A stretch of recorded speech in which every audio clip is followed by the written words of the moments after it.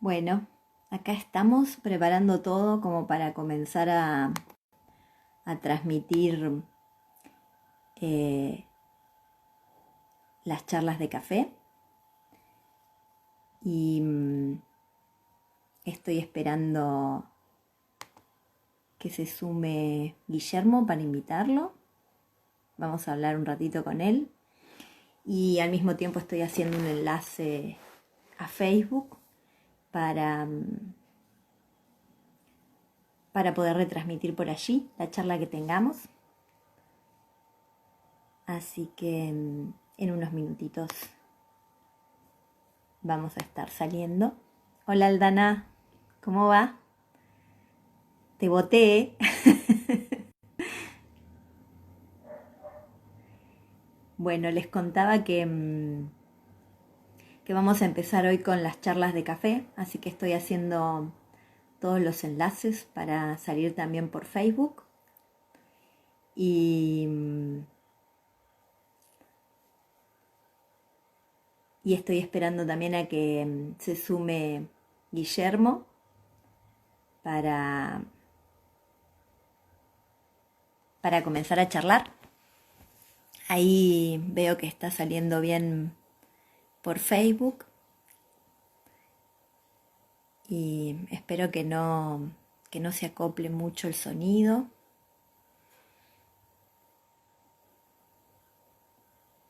Bueno, te veo en el Face. A ver si le mando invitación a Guillermo. No está todavía.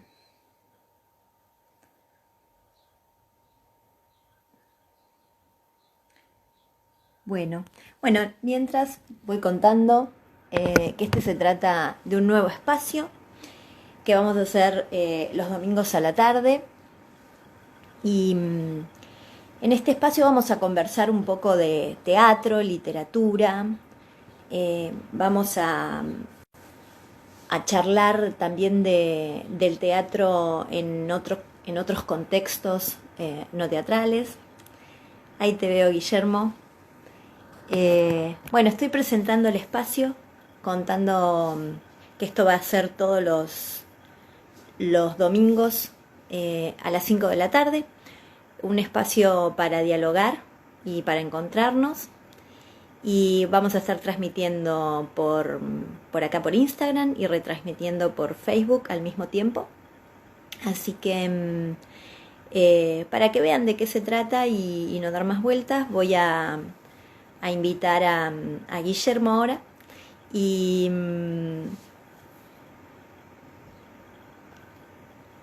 ahí te voy a...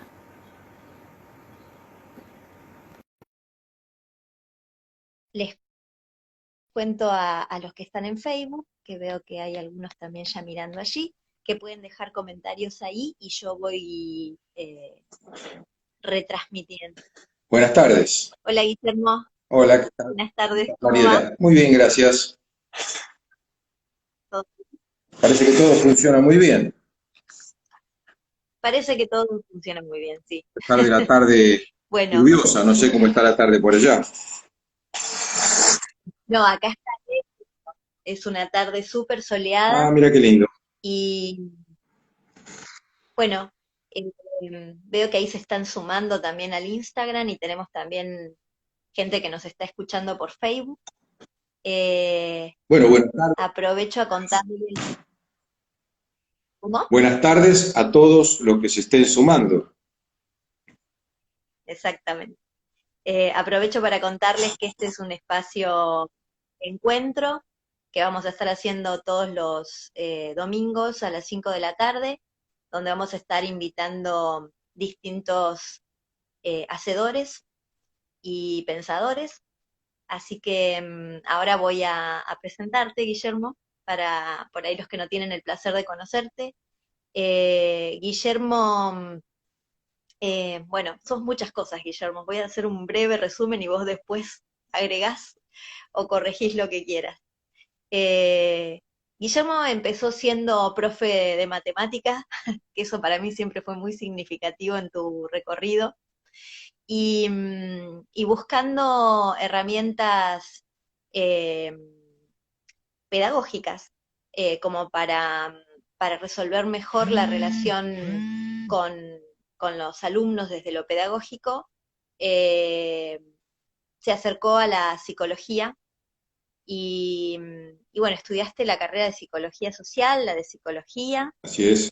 eh, Después, bueno, te especializaste también como psicodramatista y, y en realidad a mí me parece que lo que te define es que te gusta cruzar fronteras y andar por los bordes, mezclando disciplinas, haceres, metodologías, para llegar mejor al otro y para acompañar mejor al otro en, en lo que cada uno tiene que resolver e indagar, para ir construyendo su propia historia y desarrollando su propio proyecto laboral, de vida, porque también nos acompañás, a mí me acompañaste mucho desde lo profesional y en la coordinación de grupos. eh, Básicamente todo lo que yo aprendí al lado tuyo, de coordinación de grupos es lo que llevo adelante hoy a través incluso de lo teatral. Eh, Así que me parece que eso te define. Y, y bueno, y los invito a todos los que no tienen el placer de conocerlo a Guillermo, escucharlo ahora y después visitar sus varias páginas web, que después, Guillermo, si querés, las comentás como para que las puedan encontrar y conocer más en profundidad lo que haces. Y yo quería empezar este encuentro preguntándote, bueno, ¿qué estás haciendo durante la cuarentena?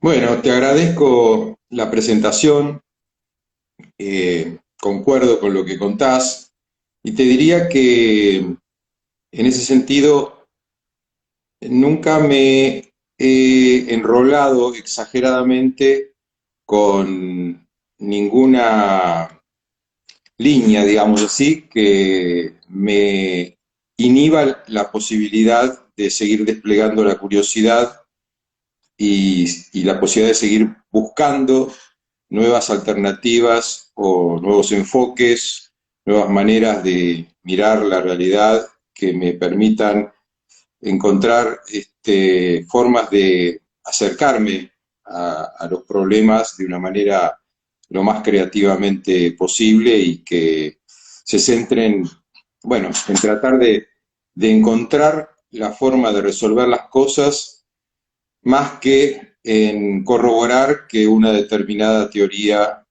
funciona, digamos, ¿no? O sea, como que no me siento muy fanático de ninguna iglesia, si bien puedo estar más cerca de algunos enfoques que de otros, porque siento que me, me brindan más capacidad explicativa y operativa, pero bueno, en general sigo preguntándome e investigando diferentes cuestiones. Y en relación a tu pregunta de qué vengo haciendo durante la cuarentena, en principio estar en cuarentena. O sea, desde un primer momento asumí que la cuarentena era una manera de que vengo haciendo durante la cuarentena, en principio estar en Se cuarentena. está acoplando un poquito, O sea, vamos a solucionar ahí. Ahí está, de ahí hecho, estamos. empecé a estar en cuarentena, o sea, la cuarentena se decretó, digamos, el viernes 20 a las 0 horas y en realidad el lunes 13 creo que fue, ya decidí no seguir atendiendo en el consultorio ni salir de casa, digamos, porque me pareció que, bueno, era la manera de preservarse, más teniendo en cuenta que yo formo parte de los mayores, ¿no? Y, y bueno, esto me llevó a tener que resolver cómo seguía sosteniendo mi actividad. Pero bueno, vos bien lo sabés que hemos trabajado mucho a través de Internet, ya sea cuando todavía no existía el WhatsApp, nosotros ya empezamos trabajando por Skype o por teléfono o por cualquiera de todos los canales que ya en aquella época se nos abrían. También hicimos algunas supervisiones grupales con toda la gente de la facultad, con una camarita, o sea, con elementos un poco, digamos, para lo que hay hoy rudimentarios. No existía el Zoom, pero de todos modos armamos un dispositivo y logramos hacer un trabajo con mucha gente. Con lo cual, la idea de trabajo a distancia no me era una novedad, y en la realidad yo ya venía más o menos el 20-25% de mis pacientes son gente que vive en otras partes del mundo, y por eso yo digo en la página de internet que yo tengo que trabajo en conversaciones en castellano, estés donde estés, ¿no? Entonces, bueno, la verdad que para mí fue como un pasaje sin demasiados problemas. Y la mayor parte de la gente con la que vengo trabajando, con los grupos inclusive, se sumaron a esta manera. Hubo algunos que les costó un poquito más de trabajo, pero con el tiempo y en la medida que se fueron dando cuenta que no eran 15 días y que después volvíamos de unas vacaciones, sino que esto era para largo y que les pasaban cosas por las cuales también necesitaban seguir conversando, bueno, fuimos armando la manera, digamos, ¿no? Porque para cada cual, en algunos casos, no ha sido sencillo, digamos. Hay gente que estaba muy, muy, muy lejos de todos estos medios, y bueno, tuvimos que hacer todo un trabajo de acercamiento para poder sostener el vínculo a través de este tipo de canales. Y la otra cuestión que rápidamente se me ocurrió es ver la manera de poner en acción algo que yo vengo trabajando hace mucho tiempo, que es la idea de cuidar a los que cuidan. Entonces, pensé, bueno, por dónde tratar de llevar adelante esto, y bueno, empecé a trabajar en un proyecto que diseñamos dentro de algo que ya veníamos haciendo, porque yo estoy ligado a una fundación que se llama Observatorio Social, que tiene un plan que se llama Llegar Antes, para trabajar con poblaciones vulnerables en diferentes lugares del país. Y entonces rediseñamos ese plan en términos de cuidar a los que cuidan, y generamos unos grupos en los cuales convocamos a todos los que son agentes de salud, digamos, ya sean médicos, enfermeros, todos los que están ahí en la trinchera, en las instituciones hospitalarias, para poder tratar de escucharlos, acompañarlos y ayudarlos a sobrellevar esto que de alguna forma es tan difícil, que es estar en contacto directo con las situaciones de mayor riesgo de contagio, por un lado, el temor de poder contagiar a partir de estar en riesgo ellos a sus familiares o sus seres queridos, y por otro lado también lidiar con cierta segregación social que se produjo en algunos edificios y en algunas circunstancias, donde por un lado se aplaudía a los médicos y por otro lado no se quería que entren en los edificios donde vivían por temor a que contagien. O sea, esta circunstancia social despertó lo mejor y lo peor, por un lado la solidaridad y por otro lado al mismo tiempo la segregación, ¿no? Es muy impactante todo esto. Y bueno, por otro lado, los médicos y los agentes de salud además están confrontados a tener que lidiar con la cosa concreta de estar en contacto con el sufrimiento, y eso de por sí también es un factor traumatizante que es necesario de alguna manera que puedan procesar para que no se produzca lo que se llama el desgaste profesional o el desgaste profesional por empatía, porque bueno, justamente lo que le suele pasar a quienes se sienten tan exigidos y lastimados por lo que van haciendo, o por la sensación que también hubo muy al principio de falta de insumos, que las instituciones garantizaban o no garantizaban, y todo eso contribuyó a que los niveles de estrés fueran altos y entonces, bueno, fuera como muy importante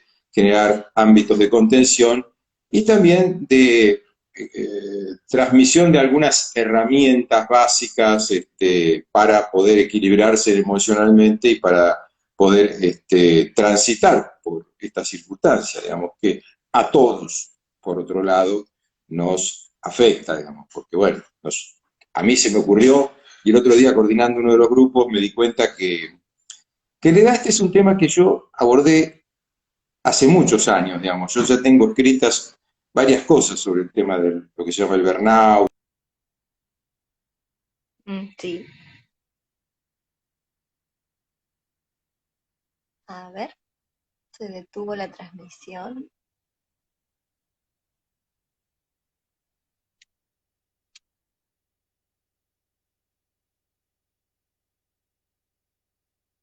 Los médicos, y que tenía que ver con que había momentos de mi vida como chico donde yo veía venir a mi papá mal, adusto, que se encerraba en el baño, se metía en la bañadera a hacer un baño de inmersión, ponía la tabla de lavar la ropa como si fuera una bandeja apoyada en los bordes de la bañadera, dejaba corriendo un hilito de agua, se ve que para que no se le enfriara el agua, y ponía su atril con un libro y se quedaba largo tiempo leyendo. Después me enteré que eso lo hacía cuando se había muerto un paciente. Y bueno, creo que tal vez estas cuestiones, ¿no? Me motivaron también.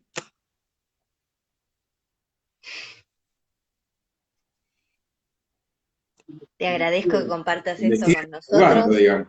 porque sí, porque nos atraviesa, ¿no? Y nos constituye parte de las elecciones que hacemos tienen que ver, enorme parte, tiene que ver con nuestra propia historia y también con las búsquedas que hacemos para enlazar y reconstruir nuestra memoria. Ese camino que vamos haciendo desde lo profesional también va enlazando esos eslabones de memoria, esas cadenas de memoria. Yo creo que sí, y creo realmente profundamente en el tema de la resiliencia, en el sentido de que, bueno, las cuestiones difíciles que hemos atravesado, ya sea que las hayamos atravesado nosotros o que hayamos sido espectadores, porque bueno, yo fui espectador del dolor de él, digamos, no es que el dolor era mío, tal vez mi dolor era ver el dolor de él, digamos, ¿no?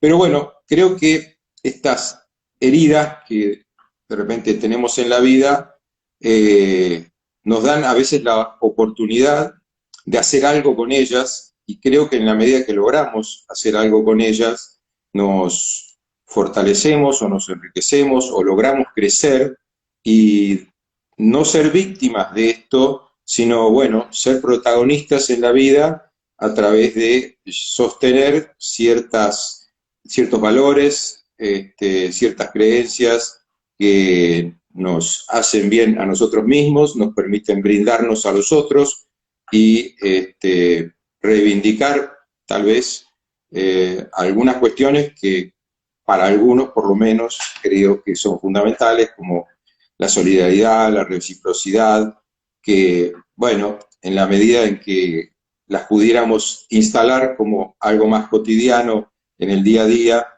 creo que podríamos vivir todos mucho mejor. Y desde esta esperanza creo que la vida se hace más grata, más positiva, más interesante. Y bueno, creo que vos también, en la infinidad de proyectos que te he visto llevar adelante, estás pensando en general desde esa perspectiva, por eso también creo que la posibilidad de los trabajos que hemos hecho juntos, ha tenido una buena sincronía y sintonía, digamos, ¿no? Sí, tal cual. Y yo quería preguntarte en ese sentido, eh, vos hablabas recién de resignificar y- y- y reconstruir a partir de, bueno, esa experiencia dolorosa que uno puede estar pasando y darle nuevo sentido, ¿no? A esto. Em, Mucho de lo que yo aprendí al lado tuyo tiene que ver con el uso del juego en ese ir pensándonos y rearmándonos. Y, y el juego, también el juego teatral, ¿no? Vos como psicodramatista, claramente, pero además en todos tus talleres usas herramientas que están vinculadas a la escenificación, al juego. Eh, Quisiera que por ahí compartieras un poco de esa experiencia con los que nos están escuchando y también animar a quienes están escuchando, que son unos cuantos aquí en Facebook y en, y en Instagram, a que también hagan preguntas si quieren conocer algo más o profundizar en algo más, que yo voy replicando esas preguntas. Pero en principio eso, invitarte a que compartas con nosotros esa experiencia. Bueno, como vos dijiste, yo empecé siendo maestro en escuelas primarias, después pasé a las escuelas secundarias y seguí en las escuelas primarias focalizado en el tema de la matemática, pero lo que me atrajo más fue qué es lo que cambiaba, digamos, el funcionamiento y el aprendizaje y el crecimiento de los chicos a través de lo que ocurría en el clima grupal en el que se desarrollaban las actividades. Eh, yo en aquella época estaba entusiasmado con todo lo que se llamaba en aquel momento la matemática moderna y era algo que los docentes no sabían y entonces comencé en lo que fue el tema de capacitación de docentes y para poder introducir la idea de lo que un maestro consideraba obvio y que los chicos no entendían y que entonces como para ellos era obvio, era imposible encontrar la manera de poder explicarlo, porque si era obvio no requería de explicación. Entonces, eh, y por lo tanto el chico quedaba en un lugar un poco complicado, digamos, de alguien que no era capaz de acceder a lo obvio, digamos, ¿no? Entonces, a mí se me ocurrió en ese momento, en los cursos de trabajo con docentes sobre matemática moderno, crear un juego que consistía básicamente en la idea de que iban a viajar a otro planeta donde la matemática, en vez de trabajar con los símbolos que todos conocemos, trabajaba con otros símbolos había otros sistemas para contar, sumar, restar y todas esas cuestiones. El sistema en sí, en realidad, era un sistema equivalente al sistema decimal, que es el que usamos nosotros, pero era un sistema en otra base, digamos. En vez de ser el sistema decimal, era el sistema quinario, o sea, el sistema en base 5. Lo interesante entonces es que a través de enseñarles matemática con ese sistema que ellos no identificaban la identidad que tenía con el otro sistema, se empezaron a encontrar con todas las dificultades y era tan difícil para ellos entender esto, ¿no? Y entonces en ese momento donde ellos me decían, pero esto es muy difícil, yo les decía, bueno, esto es lo importante de lo que estamos haciendo, que ustedes se den cuenta que esto es tan difícil y que no es obvio. Entonces, en ese momento donde ellos podían ponerse en los zapatos de los alumnos a través de apropiarse de esa dificultad estructural que tenía ese sistema, que para ellos era sencillo porque ya lo tenían incorporado y naturalizado, pero que no es de por sí sencillo. Y entonces, a partir de esto, es que, digamos, yo diría que ahí nació mi tendencia a usar el juego como manera de, como instrumento pedagógico, digo, y como instrumento para el trabajo y para poder hacer que el otro se dé cuenta de aquello que no se estaba pudiendo dar cuenta, de aquello que tiene que ver con su zona de ceguera, en función de que se le transformó novio, pero porque hizo todo un proceso sin darse cuenta que había hecho ese proceso de aprendizaje, ¿no?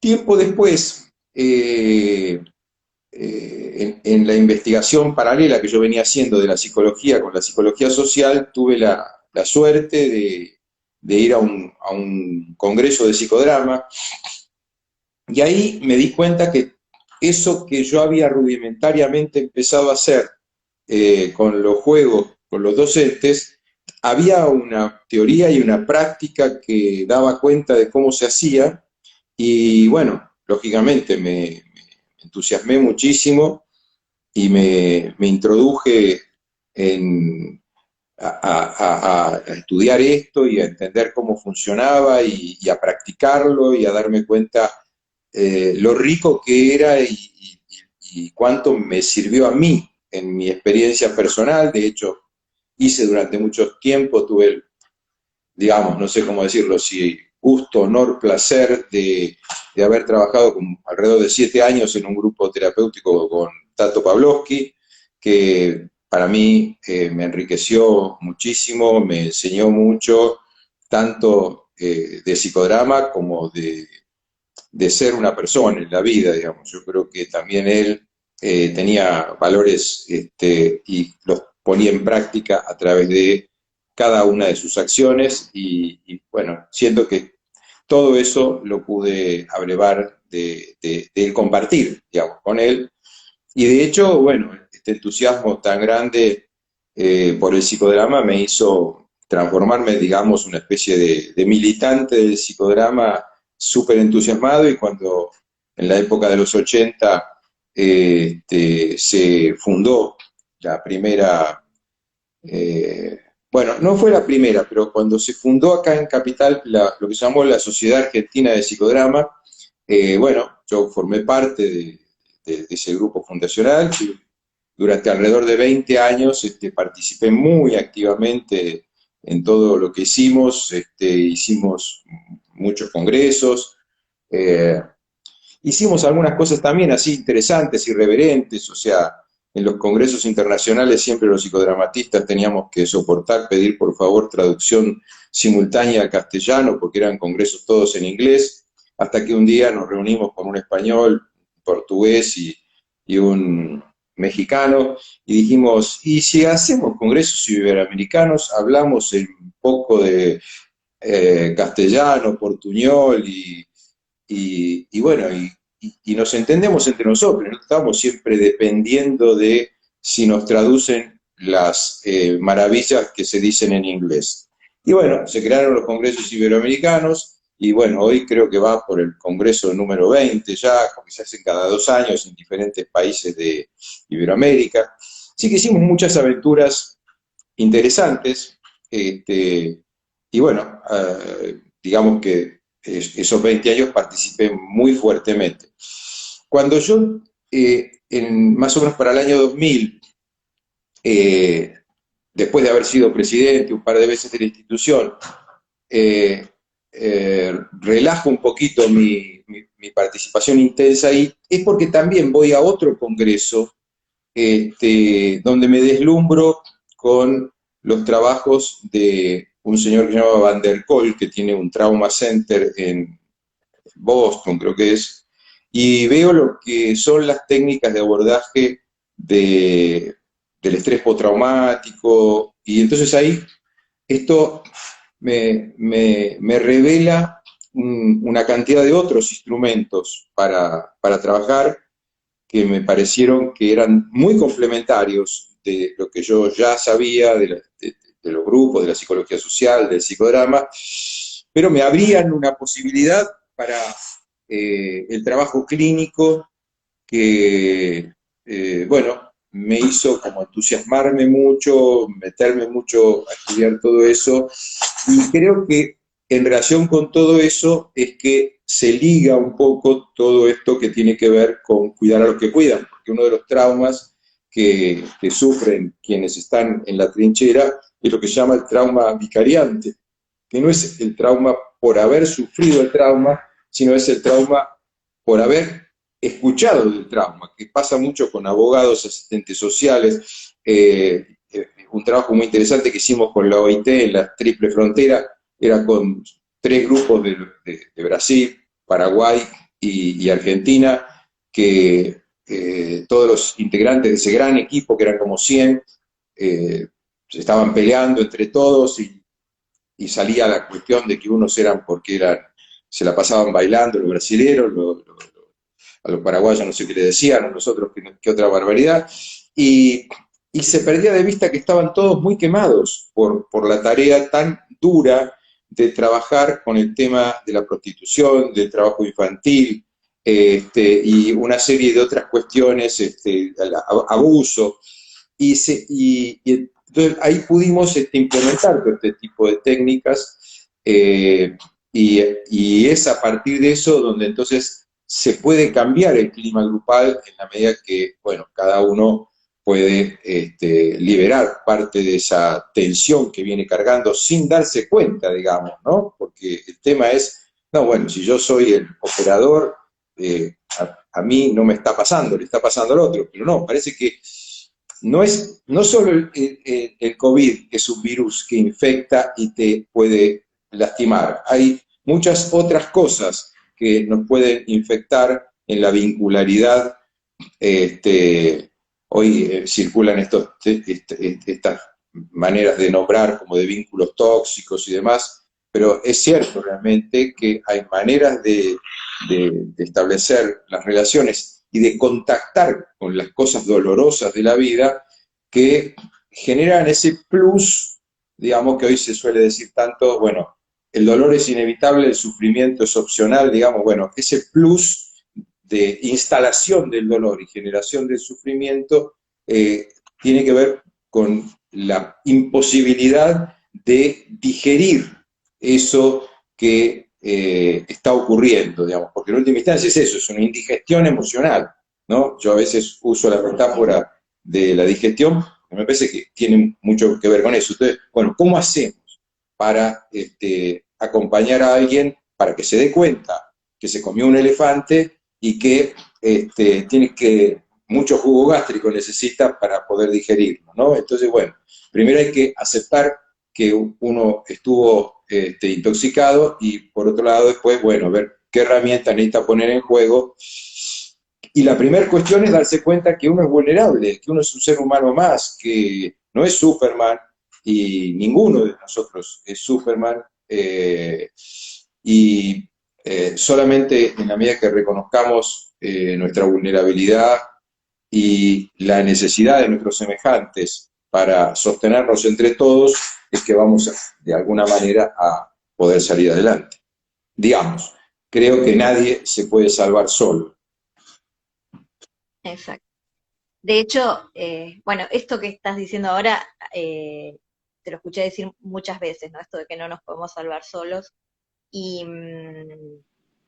y también vos fuiste el primero que cuando yo estaba empezando a trabajar con grupos en escuelas, me marcaste eh, la cantidad de docentes que terminaban en tareas pasivas precisamente porque la docencia no aborda eh, de ninguna forma el desgaste emocional que produce las realidades tan distintas y dolorosas con las que uno trabaja en el aula, independientemente eh, del trabajo cognitivo que hay que hacer en el aula y que tiene que ver con la materia que cada uno dicte, esta cuestión que va desde el lado emocional y que tiene que ver con bueno, recibimos chicos que vienen sin comer, muertos de frío, que viven realidades muy duras en sus familias, bueno, todo lo que un docente sabe y que el Estado todavía no ha logrado sistematizar esto, a pesar de que la Organización Mundial de la Salud eh, cataloga a la docencia dentro de las disciplinas que están más propensas al burnout, pero no tenemos los docentes ningún dispositivo grupal creado para poder trabajar en red de manera seria y continuada y que no dependa de la buena voluntad de la institución donde uno trabaja, ¿no? Bueno, sin duda el trabajo docente es un trabajo en relación a muchos chicos en general, es un trabajo que requiere mucha atención, requiere de alguna forma mucha entrega, un trabajo donde, aunque no estuviéramos necesariamente trabajando con una población con situaciones muy críticas, toda población de chicos implica siempre una infinidad de problemas que cada chico tiene y también de todos los problemas que se generan en la interrelación vincular entre ellos y todas las cuestiones que traen de lo que les pasa en la vida y con sus familias. Un maestro que recién empieza y que hace esto con pasión y con dedicación, se puede entregar a esta tarea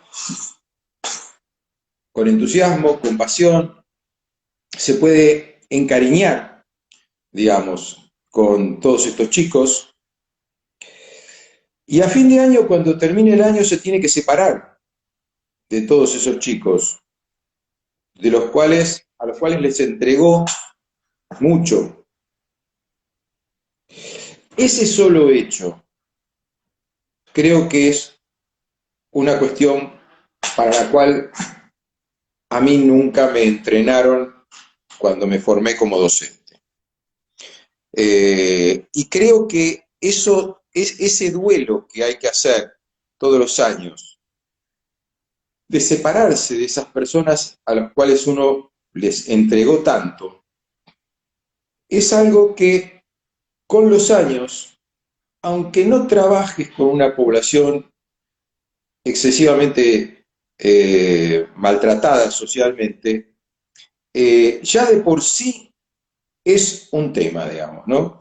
Yo cuando escuché que en las escuelas de escultura, en el primer año, por lo menos en una escuela de cultura que me contaron, un paciente, me contaba que en el primer año parte importante del aprendizaje consistía en que los alumnos tenían que hacer cosas y cuando estaban hechas las tenían que romper, no se las podían quedar, ¿no? Porque tenían que aprender a desprenderse, ¿no? Que había un tema que tenía que ver con aprender a despedirse de las cosas y no quedarse aferrado a todas las cosas que hicieran, digamos, porque si no, me dio una serie de explicaciones. Bueno, a mí me quedó grabado esto, digo, y pensé, bueno, qué raro, ¿no? La docencia no incluye en la formación docente, que yo no sé ahora si puede haber cambiado, pero no incluye esta parte de enseñar a poderse separar, de poder recibir y de poderse separar. De hecho, hay un librito de Anna Freud que se llama Psicoanálisis para Educadores, un librito chiquitito, creo que de tapas celestes, que justamente cuenta la tendencia de los kinesiólogos, los enfermeros, las enfermeras, todas personas que establecen un vínculo a través del servicio que realizan con un otro, y inclusive ella analiza en qué medida cuando la persona, paciente o alumno que recurrió a ellos, tendría que echarse a volar, digamos, digamos, ponerle un moñito al proceso que vinieron haciendo, se dan muchas veces cuestiones de conflicto, digamos, o retroceso en los procesos, o cambio en la dedicación, producto un poco a veces de la dificultad del paciente o del alumno para poder desprenderse, y a veces también por parte del profesional, de animarse a desprenderse. Entonces, esta cuestión de aprender a separarse, ¿no? Es que si aprendiéramos, si nos enseñaran, si lográramos aprender, digamos, a poder encontrarnos con un otro, pero también a poder aceptar que transcurrimos ciertos momentos, construimos cosas, compartimos momentos, pero que también puede llegar un momento donde sea necesario poder separarse, y que esto no empañe lo compartido, ¿no? Estaba pensando en un librito, una novela de Alessandro Barico, que creo que se llama Los peces no cierran los ojos, que justamente habla de, de un encuentro en unas vacaciones en una isla italiana de un chico y una chica, ¿no? Y esta cuestión, y esta tensión entre, ¿es un encuentro por este verano o vamos a pretender que esto dure para siempre, ¿no? Y cómo la pretensión de continuidad le quitaba brillo a lo que se estaba viviendo, digamos así, en el aquí y ahora, en este momento, ¿no? Tal cual. Eh, bueno, yo te quiero pasear por todos los temas y tenemos una hora, de hecho nos quedan 20 minutos. Yo sabía que una hora con vos era poco, pero bueno, que esto me resulta súper interesante porque además las veces que nosotros lo charlábamos pensando por ahí en las poblaciones con las que yo estaba trabajando, que eran poblaciones sí, que tenían mucho sufrimiento. Pero esto que planteas, recién cuando te escuchaba, pensaba que muchas veces cuando se está por concluir la relación entre un doctorando y su director de tesis aparecen conflictos relacionales que muchas veces, ahora lo estoy pensando, ¿no? Probablemente tengan que ver con este cambio en el vínculo que va a darse y que, así que no te voy a proponer ahondarlo ahora, vamos a hacer otra actividad para Pero tomar ese tema. Eh, pasa también cuando un arquitecto está por terminar una casa. Justo ahí siempre aparecen los problemas. Eh, Su casa no, es la casa del otro, es mi casa, no. Y bueno, y aparece un montón de conflictos. Hay muchas situaciones de este tipo. Estamos tal vez poco entrenados para poder, tal vez, tomar desde una perspectiva más jubilosa el decir de esta canción que dice todo termina al fin, nada puede escapar, pero que es media melanco la canción esa, ¿no?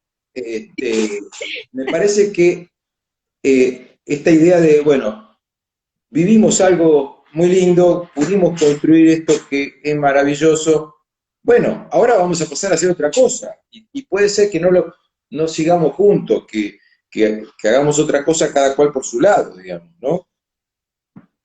Exactamente. Y quería aprovechar los últimos minutos que nos quedan. Yo contaba cuando te presentaba que te gustan estos tránsitos entre fronteras de disciplinas, y que eso lleva muchas veces a, a que estés innovando con lo que haces, ¿no? Recién cuando vos empezabas a hablar de cómo empezamos a trabajar, yo no tenía el recuerdo de que cuando hacíamos esas supervisiones de grupo con los chicos de la universidad, no teníamos WhatsApp, ni Zoom, ni ninguna de estas, lo hicimos con una videollamada por Skype y nos tuvimos que ubicar de una forma tal para que nos pudiéramos ver. O sea, Ustedes se habían bueno, ubicado de forma tal que yo los podía ver a todos. Y habíamos puesto un banquito adelante de la cámara, y entonces el que quería hablar, vos le dabas la palabra, iba, se sentaba en el banquito y hablaba a la cámara para que yo pudiera escuchar, mientras que yo los veía al conjunto porque la cámara estaba colocada de esa manera. Lo atamos con sí, alambre, pero salió bárbaro. funcionó muy bien. Eh, bueno, en esto que tenés de innovador, quiero que terminar y con una pregunta que va hacia tu trabajo con varones, que para mí es, yo no conozco muchos otros trabajos que tengan que ver, que aborden la perspectiva de género para trabajar masculinidad. Eh, Así que quisiera que nos contaras un poquito esto, digamos, cómo surgieron los grupos de varones y, y por qué tu interés de trabajar desde esta perspectiva. Eh, Tenemos 15 minutos, por ahí no es mucho, es re interesante eso, pero bueno. Los grupos de varones tal vez surgieron, tal vez parecido a los grupos de docentes, porque en un principio, cuando con inmenso entusiasmo yo empecé a trabajar en la docencia, sintiendo que era lo único que tenía sentido hacer en la vida, y la verdad que muchos de mis compañeros del secundario, donde nos habíamos recibido de maestros, estábamos tan entusiasmados. Y entonces, cuando llegaba el fin de semana, nos solíamos encontrar a contarnos lo que habíamos vivido cada uno en sus escuelas, con sus alumnos, qué ideas había tenido cada uno. Después yo con el tiempo me di cuenta que esos grupos que espontáneamente nosotros hacíamos eh, eran muy útiles eh, porque justamente nos ayudaban a procesar parte de todo eso que nos ocurría emocionalmente y también nos instrumentaba porque nos permitía transferirnos tecnología, digamos así, unos a los otros. De alguna manera, con el tema de los grupos de hombres, pasó algo similar, o sea, empezamos preguntándonos qué pasaba que la psicología estaba tan, en un mundo tan de mujeres y aparentemente los consultorios también estaban tan llenos de mujeres y nosotros que éramos muchachos que sentíamos que algunos problemas teníamos, nos preguntábamos, bueno, si la psicología daría cuenta también de los problemas que teníamos nosotros o no. Y en esa misma línea lo que hicimos fue empezar a reunirnos en otra etapa, porque esto ya vino después de esta primera etapa ya, porque con la docencia habremos empezado en los años 69, 70. Los grupos de varones los empezamos más adelante, ya más preguntándonos, bueno, ¿qué nos estaba pasando a nosotros? ¿Qué pasaba con nuestras angustias? Si nosotros éramos raros o si, bueno, los demás no hablarían de eso.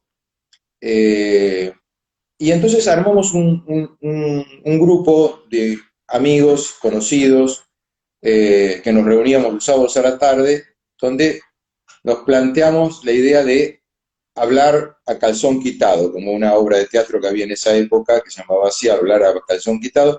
Digamos, la idea era tratar de no mostrarnos Superman, sino, bueno, mostrarnos con nuestra, dicho en terminología de hoy, sería mostrarnos con nuestras vulnerabilidades. Esa palabra no se usaba en esa época, como tampoco existía toda esta cuestión del género y todo demás, ni se usaba la palabra género para hablar de todo eso. Y, y bueno, ahí nos dimos cuenta que nos pasaban cosas, que compartirlas entre nosotros nos hacía bien, que poder eh, expresar nuestras emociones de todo tipo, reconocerlas, compartirlas y básicamente salirnos de lo que era lo que después nos dimos cuenta y fuimos conceptualizando el estereotipo de las reuniones de hombres, donde si alguno mostraba algún dolor o algo, los demás o lo chicaneaban, ¿sí? Con lo cual estábamos en el peor de los mundos, porque el que se había logrado mostrar lo que le pasaba recibía, digamos así, una dura reprimenda a través de las chicanas, como para diciendo, mirá, de esto no se habla. no te dicen, de esto no se habla, sino que, bueno, te verdugan y entonces podés decir, bueno, se ve que esto es mejor que no lo muestre porque quedó en ridículo. Y la otra era una un poco más paternalista y más amable, que es la del aconsejamiento. O sea, todos son muy sabios, todos saben cómo se resuelven las cosas, y entonces te explican a vos, que sos el flojo, que te están pasando estas cosas, cómo debes encarar la vida, este, eh, y los sabiondos y superados te lo explican.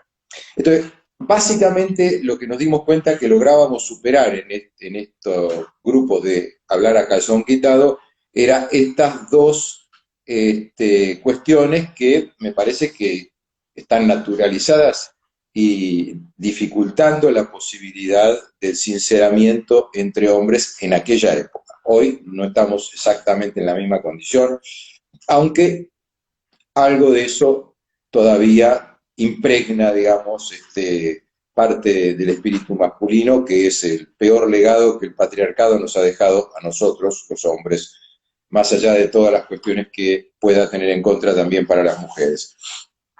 Y para los vínculos, básicamente, entre hombres y mujeres, ¿no? Entonces, bueno, cuando nos dimos cuenta que esto había sido tan bueno para nosotros, algunos de nosotros, que además éramos psicólogos, porque no todos éramos psicólogos, decidimos tratar de armar un dispositivo que eran los grupos de reflexión de varones o entre varones y intentar transformarlo en un modelo de trabajo, digamos, ¿no? Fue difícil convocar hombres para este tipo de actividades. Hoy yo veo que hay una gran cantidad de propuestas distintas y que esto se logra hacer bastante más. No es fácil de todas formas, pero se hace bastante más. Y bueno, y así es como yo en los congresos que iba y demás empecé a hablar de estas experiencias que veníamos haciendo, empecé a escribir algunas cosas, empecé a tratar de encontrar libros que hablaran de estas cuestiones. Me acuerdo de la alegría cuando encontré el libro de Samuel Osherson, que llama creo que El Padre, el primer libro donde encontré una teoría sobre el impacto de los abortos en la vida de los varones. De los abortos siempre eran pensados como algo que afectaban a la mujer, y ahí está muy claramente explicado, digamos, cuáles son todas las incidencias en el proceso existencial de un hombre y cuándo tendían a aparecer. Porque como en la primera etapa se tenía que encargar de la mujer, que era la que había sufrido el aborto y le había puesto el cuerpo y era la que le había pasado todo, porque a él no le había pasado nada, nada más que haber tenido un proyecto con un montón de ilusiones y que se le haya quebrado. Con lo cual, a los 6 meses más o menos de que eso hubiera ocurrido, él entraba en una cierta crisis donde no entendía el sentido de su vida. Y entonces, bueno, después me fui dando cuenta que eso era una constancia y que si no se elaboraba ese duelo, bueno, podían generarse diversos problemas en la vida de ese varón que a veces no se resolvían de la mejor forma. Eh, entonces, bueno, todo esto me fue llevando a ir escribiendo cosas y, bueno, llegó un momento donde dije, bueno, esto es importante que se difunda y ahí vino la cuestión de Internet, empezaron a existir las páginas de Internet y ahí es donde yo creé mi primer página de Internet que se llama justamente varones.com.ar, varones con B corta, ¿no? Varones.com.ar, y donde fui subiendo las cosas que yo iba produciendo, algunos artículos periodísticos, entrevistas que me fueron haciendo, y traté de incluir cuestiones que tuvieran que ver con todas las metáforas para abordar la cuestión de la masculinidad.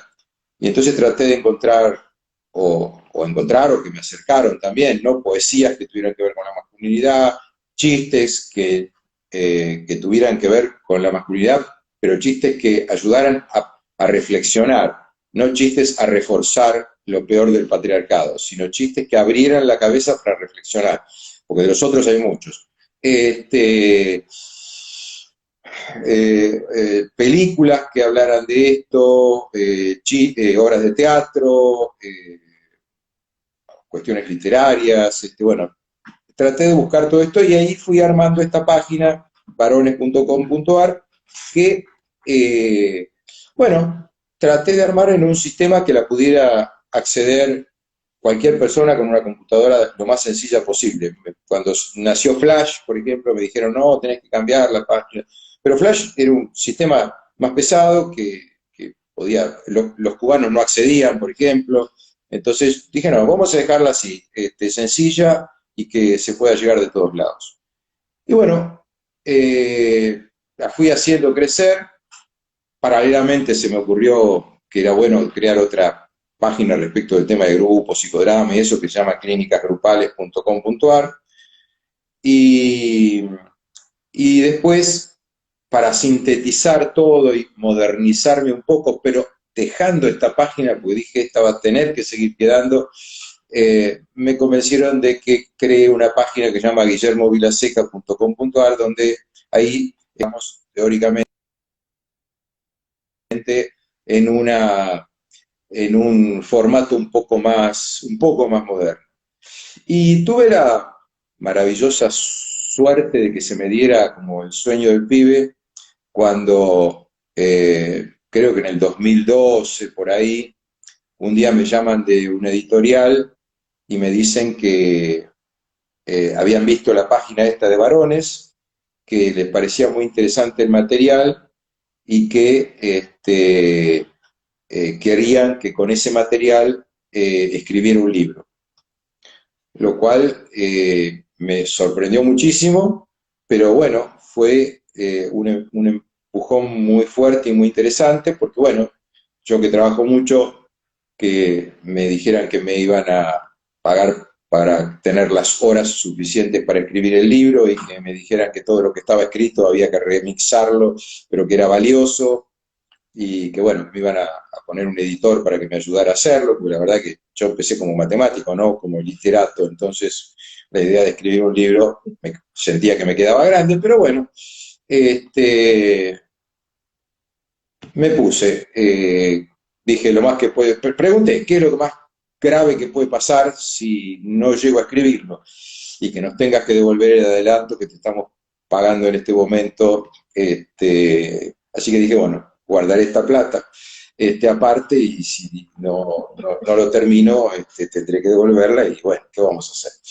Pero bueno, lo terminé, Nos quedan, nos quedan 3 minutos y no quisiera que nos cortemos abruptamente. terminé, Em, publiqué el libro, existe y ustedes lo tienen por allá, si no está en la página. yo lo voy a, sí, yo lo voy a, después voy a poner en los grupos que nos están escuchando las páginas y el nombre del libro, la imagen del libro. Nada, te quiero agradecer un montón. Siempre para mí es un aprendizaje cualquier diálogo que tengo con vos. Ayer a la mañana cuando charlamos un ratito para ponernos de acuerdo, ya aprendí un montón de cosas y hoy después de esta charla me queda esta idea de seguir profundizando la cuestión del estrés que sufre un docente cuando tiene que despedirse de un grupo. Me parece una idea súper iluminadora en este momento, sobre todo en este momento donde los docentes no podemos tener ese vínculo que habitualmente construimos con nuestros alumnos y lo estamos haciendo a través de estas redes, que también por ahí es interesante que me ayudes a pensarlo.